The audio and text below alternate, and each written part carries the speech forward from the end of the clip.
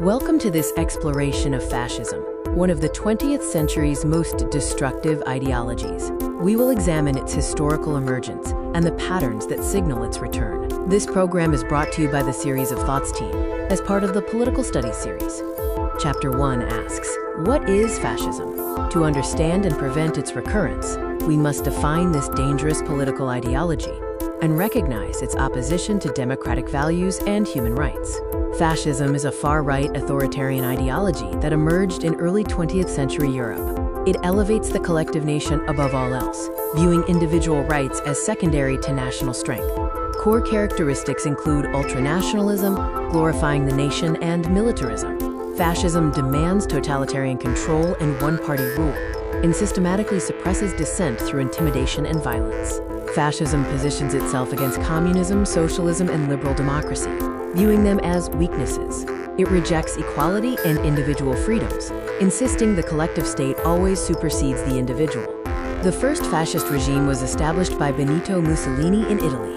His dramatic gestures and militaristic pageantry created a blueprint for authoritarian movements that spread across Europe. Chapter 2 covers the historical rise of fascism. It did not emerge in a vacuum, but was enabled by conditions like economic devastation, social upheaval, and political instability.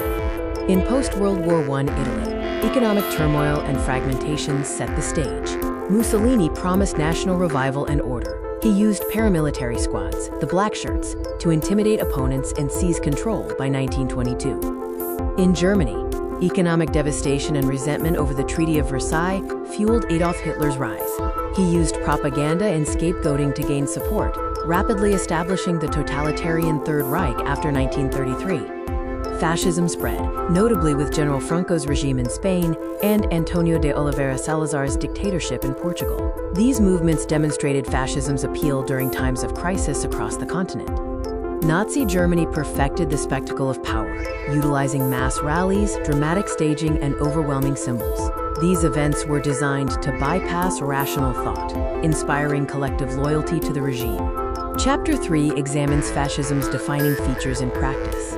Fascist regimes employ systematic methods of control, repression, and social engineering to transform all aspects of life.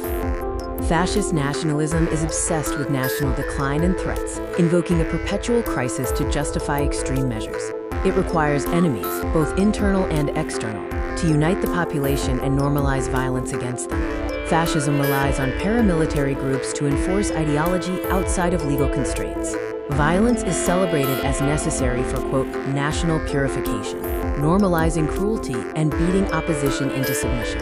Fascist regimes control media through suppression, intimidation, and censorship.